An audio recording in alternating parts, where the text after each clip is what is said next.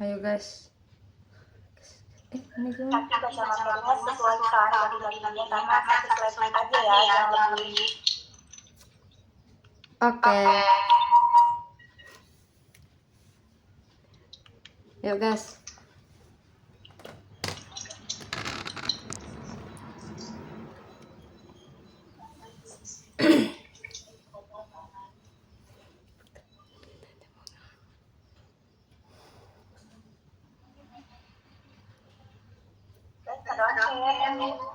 Mulai.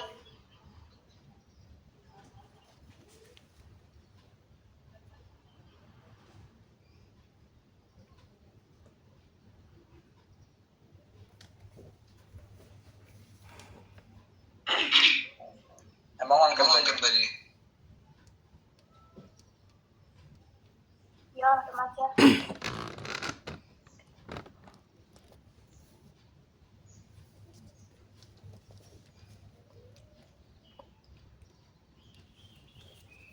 Mulai ya. Yuk guys.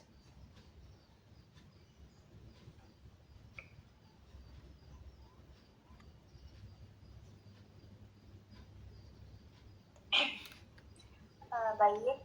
Bismillahirrahmanirrahim. Assalamualaikum warahmatullahi wabarakatuh.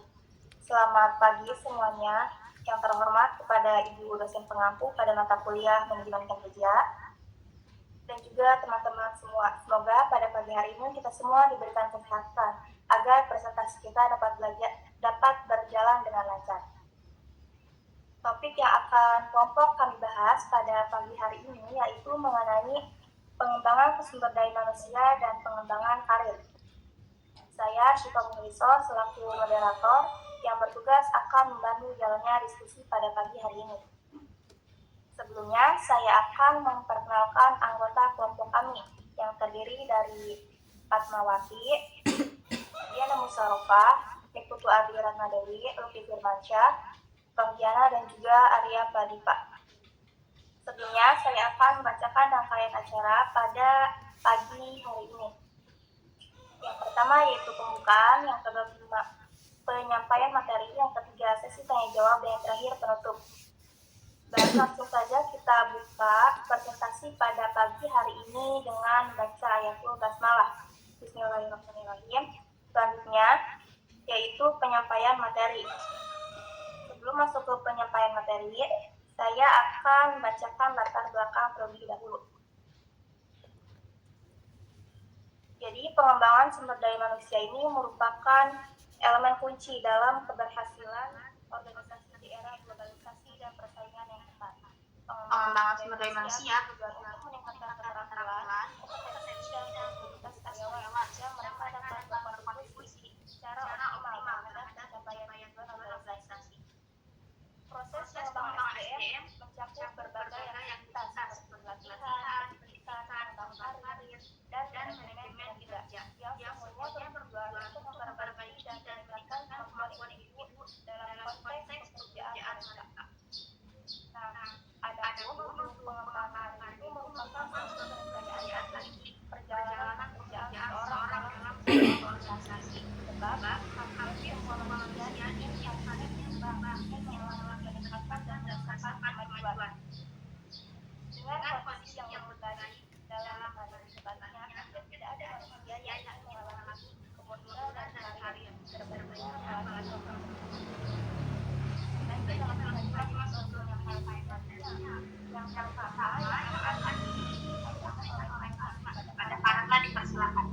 Pengertian SDM. Pengembangan SDM adalah merupakan suatu proses pendidikan jangka panjang yang menggunakan prosedur sistematis dan terorganisasi yang mana dia mempelajari pengetahuan konseptual dan teoritis untuk mencapai tujuan umum. Pengembangan menurut Supriyatno adalah suatu kegiatan untuk memperbaiki kemampuan kepegawai dengan cara meningkatkan pengetahuan pengertian pengetahuan umum, termasuk peningkatan penguasaan teori pengambilan keputusan dalam menghadapi persoalan organisasi. Dari pengertian pengembangan di atas, maka pengembangan tersebut dapat diartikan sebagai suatu peningkatan kemampuan untuk pendidikan jangka panjang untuk meningkatkan kemampuan konseptual,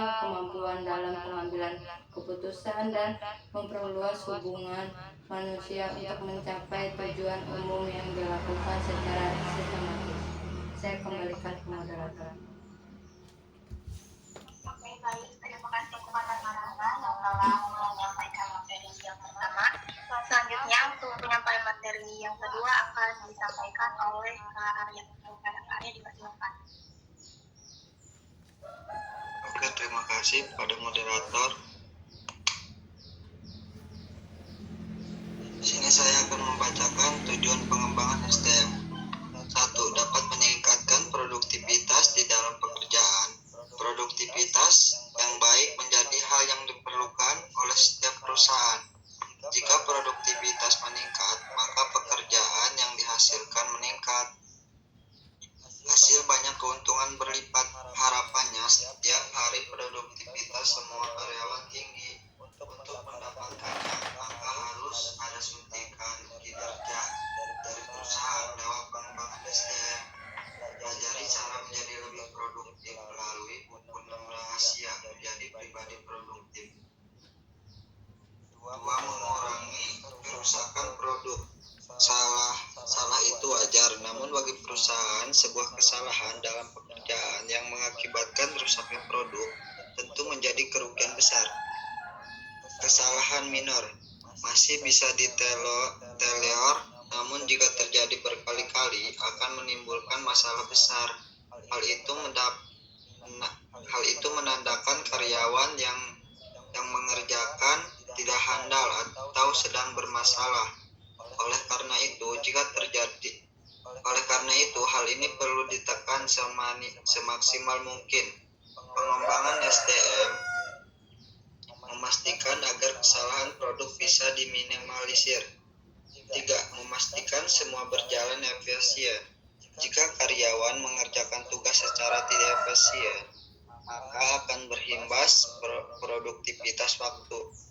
Alih-alih ingin mengerjakan suatu hingga sempurna, namun jika pengerjaannya lambat, maka tugas yang lain tidak akan terselesaikan. Oleh karena itu, SDM melatih karyawan untuk mengerjakan tugasnya dengan terampil, baik dan efisien. 4.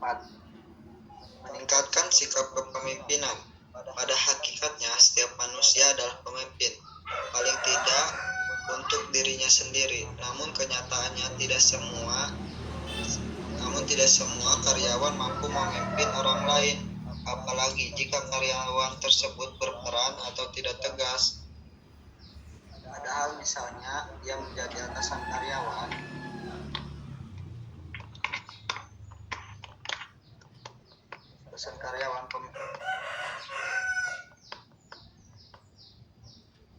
akan membuat karyawan mampu memiliki jiwa kepemimpinan, jiwa leadership, membuat pekerjaan karyawan juga harus mampu mengambil keputusan tepat. Karyawan harus mandiri dan tidak bergantung pada orang lain. Jiwa itulah yang berusaha untuk ditumbuhkan lewat pengembangan SDM. Selanjutnya saya serahkan kepada moderator. Baik, terima kasih kepada Kak Arya yang telah menyampaikan materi. Untuk penyampaian materi yang selanjutnya akan disampaikan oleh Kak Rohdiana. Kepada Kak Rohdi dipersilakan. Terima kasih kepada moderator. Selanjutnya yaitu faktor pengembangan SDM. Mana faktor pengembangan SDM ini ada dua faktor. Ada dua faktor ekonomi. Faktor ekonomi itu yaitu dapat mencapai keseluruhan suatu organisasi yang dapat dikendalikan baik oleh pimpinan maupun organisasi yang bersangkutan yang terdiri dari poin A, misi dan tujuan organisasi. Dalam pelaksanaan kegiatan untuk mencapai tujuan organisasi memerlukan kemampuan sumber daya manusia yang telah berkembang. Yang ke B, strategi pencapaian tujuan. Dalam pencapaian tujuan organisasi ini menjadi perlu kemampuan pegawai dalam memperkirakan dan mengantisipasikan di luar yang dapat mempunyai dampak terhadap organisasinya. Yang C, sifat dan jenis kegiatan.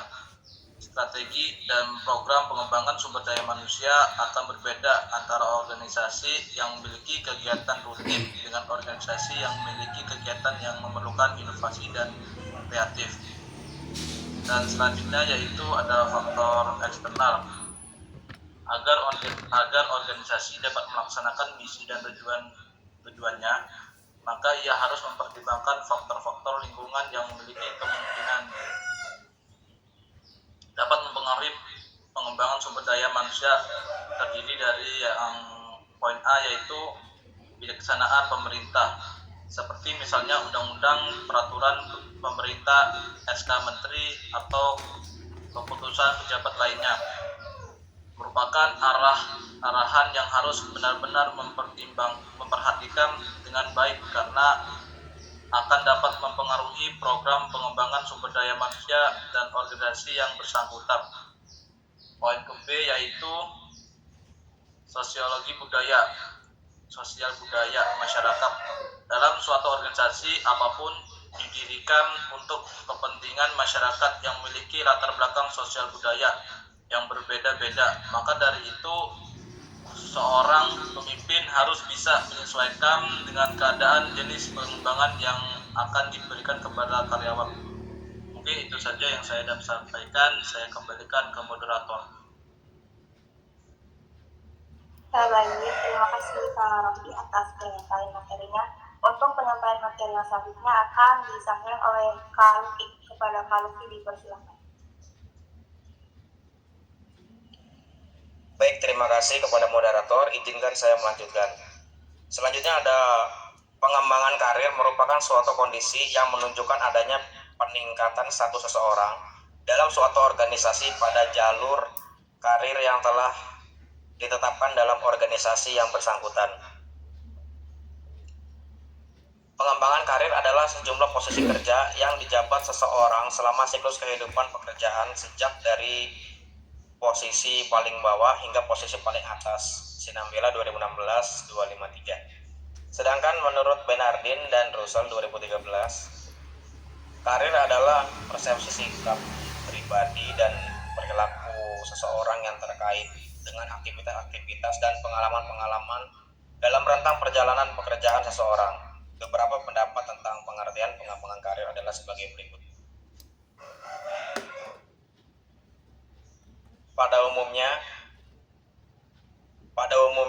tujuan dari seluruh program pengembangan karir adalah untuk menyesuaikan antara kebutuhan dan tujuan karyawan dengan kesempatan karir yang tersedia di perusahaan saat ini dan di masa mendatang. Hal ini sejalan dengan yang dikemukakan oleh Petra Rifai 2004 bahwa pengembangan karir yang dirancang secara baik akan membantu dalam menentukan kebutuhan karir mereka sendiri dan menyesuaikan antara kebutuhan karyawan dengan tujuan perusahaan. Berkaitan dengan bahasan tentang tujuan pengembangan karir pegawai tersebut, berikut ini dikemukakan oleh pendapat dari para ahli di bidang manajemen. Rifai mengemukakan sebagai berikut. Saya kembalikan ke moderator. Terima kasih. Oke, baik. Terima kasih kepada Kak Luki atas penyampaiannya. Untuk penyampaian materi yang selanjutnya akan disampaikan oleh Kak Fatma. Kepada Kak Fatma dipersilakan. Baik, terima kasih kepada moderator. Saya di sini akan melanjutkan membaca materi. Tahapan pengembangan karir. Yang pertama yaitu fase pengembangan atau watch. Dari saat lahir sampai umur lebih kurang 15 tahun, di mana anak mengembangkan berbagai potensi, pandangan khas, sikap, minat, dan kebutuhan-kebutuhan yang dipadukan dalam struktur gambaran diri atau struktur konsep diri. Yang kedua yaitu fase eksplorasi. Dari umur 15 tahun sampai 24 tahun, di mana individu memikirkan berbagai alternatif jabatan, tetapi belum mengambil keputusan yang mengikat. Yang ketiga yaitu fase pemantapan atau pembentukan. Dari umur 25 sampai 44 tahun yang bercirikan usaha tekun memantapkan diri melalui seluk-beluk pengalaman selama menjalani karir tertentu. Yang keempat yaitu fase pembinaan atau pemeliharaan. Dari umur 45 sampai 64 tahun, di mana individu sudah dewasa menyesuaikan diri dalam penghayatan jabatannya. Yang kelima yaitu fase kemunduran. Pada usia 65 tahun ke atas, di mana orang sudah memasuki masa pensiun dan menemukan pola hidup baru setelah melepaskan. Next, Kak.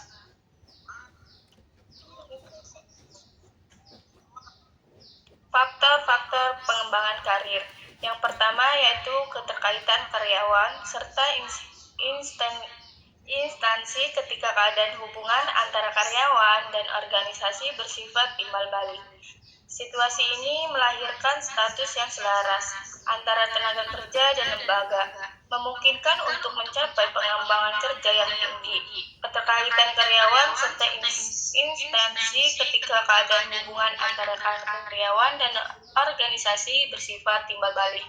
Situasi ini melahirkan status yang selaras antara tenaga kerja dan lembaga, memungkinkan untuk mencapai pengembangan kerja yang tinggi. Jika persyaratan ini tidak terpenuhi, tangkas atau lamban proses pengembangan karir akan berpengaruhi terhadap tenaga kerja dan lembaga. Yang kedua yaitu kepribadian karyawan. Kepribadian karyawan yang destruktif mengakibatkan terhambatnya profesi karyawan, seperti terlalu sentimental, acuh, dan pretensius. Tenaga kerja yang acuh akan sulit dibimbing, sebab tidak peduli dengan karirnya. Yang ketiga yaitu faktor-faktor eksternal. Peraturan manajemen karir dalam suatu organisasi terganggu oleh intervensi eksternal. Seorang karyawan yang telah dipromosikan ke posisi yang lebih tinggi dipecat karena ke atasin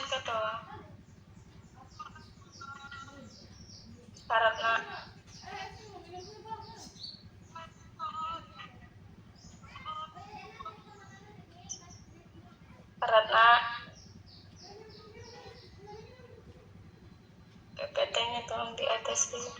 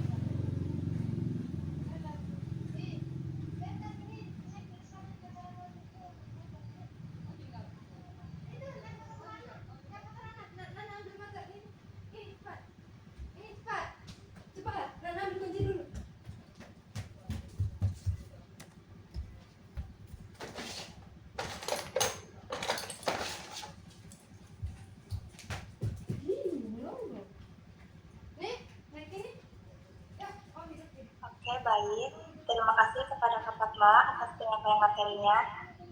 Selanjutnya, penyampaian materi yang terakhir akan disampaikan oleh Kak Diana. Kepada Kak Diana dipersilahkan.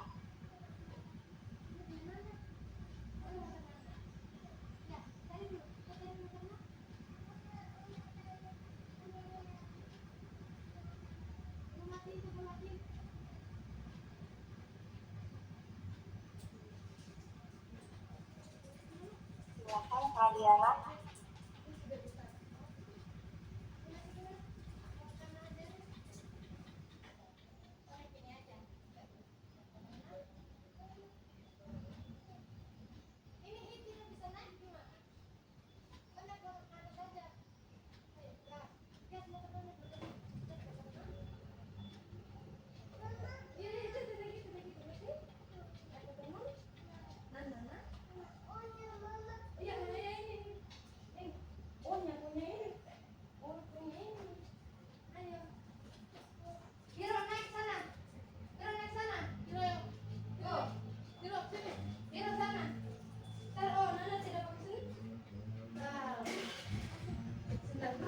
baik, baik, baik.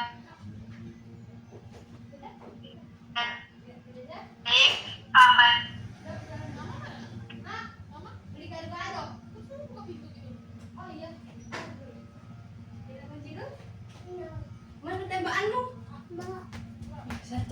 Cari tembakan. Cari tembakan.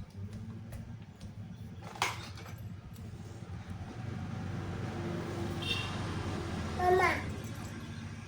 Ya.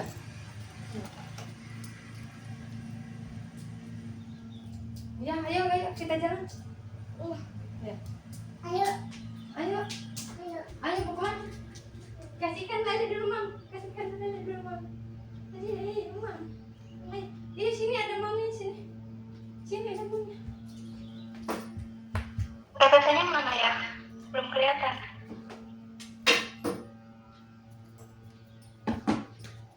Ayo. Ayo. Ayo mana?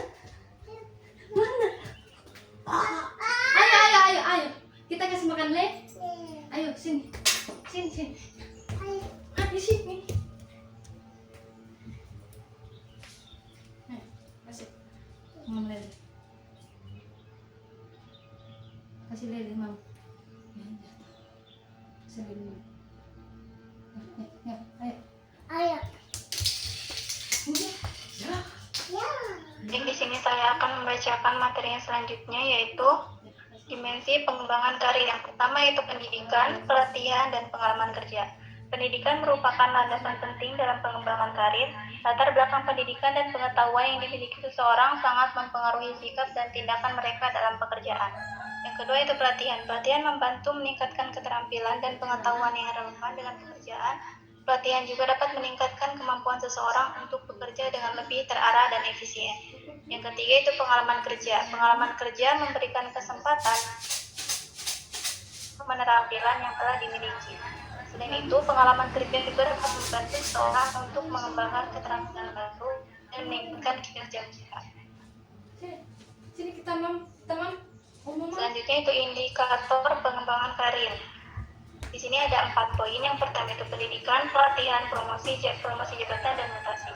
Pendidikan itu pendidikan formal seperti gelar sarjana, master, atau doktor dapat membuka peluang karir yang lebih luas dan jabatan yang lebih tinggi. Pendidikan juga dapat meningkatkan pengetahuan, keterampilan, dan kemampuan. Yang kedua itu pelatihan, yaitu pelatihan meningkatkan kemampuan dan keterampilan karyawan dalam bidang operasional, sehingga dapat meningkatkan kinerja mereka. Pelatihan juga dapat membantu karyawan untuk mengikuti perkembangan teknologi. Yang ketiga itu promosi jabatan. Promosi jabatan adalah indikator utama kemajuan karir karena menunjukkan peningkatan tanggung jawab dan wewenang. Promosi juga dapat memberikan pengakuan dan ketidakseimbangan yang lebih tinggi kepada karyawan yang berprestasi. Yang keempat yaitu mutasi. Mutasi memungkinkan karyawan untuk mendapatkan pengalaman kerja di berbagai bagian dan departemen. Mutasi dapat memberikan kesempatan bagi karyawan untuk mempelajari keterampilan baru dan memperluas jaringan profesional mereka. Baik, saya kembalikan kepada moderator.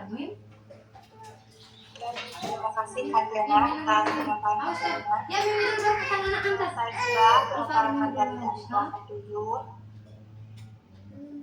Semoga apa yang telah disampaikan oleh kelas 7 dapat dipahami oleh teman-teman semua.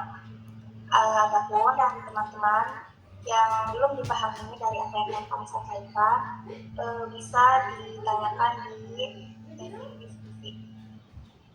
Karena pada presentasi kali ini hanya lewat video saja. Bagi teman-teman yang ingin bertanya, silakan diajukan pertanyaannya di WA. Jadi sebelum saya akhiri presentasi pagi hari ini, saya akan membacakan kesimpulan presentasi pada pagi hari ini. Jadi pengertian pengembangan yaitu proses jangka panjang dan terorganisasi untuk meningkatkan kemampuan konstruktual dan teoritis pegawai, terutama untuk milenial. Adapun untuk pengertian SDM itu sendiri yaitu potensi manusia yang menjadi aset organisasi yang terdiri dari tenaga kerja yang berperan penting dalam pencapaian tujuan organisasi. Dan pengembangan SDM yaitu merupakan upaya peningkatan kualitas pegawai melalui pendidikan, pelatihan, dan pengolahan untuk hasil kerja optimal. Dan tujuan dari pengembangan SDM itu sendiri yaitu untuk meningkatkan produktivitas, kualitas kerja, efisiensi, moral kerja, keselamatan kerja, dan pembicaraan keusahaan kemampuan pegawai. Mungkin cukup penyampaian materi dari kelompok 4. Terima kasih atas perhatiannya. Mohon maaf atas segala kekurangannya. Wassalamualaikum warahmatullahi wabarakatuh.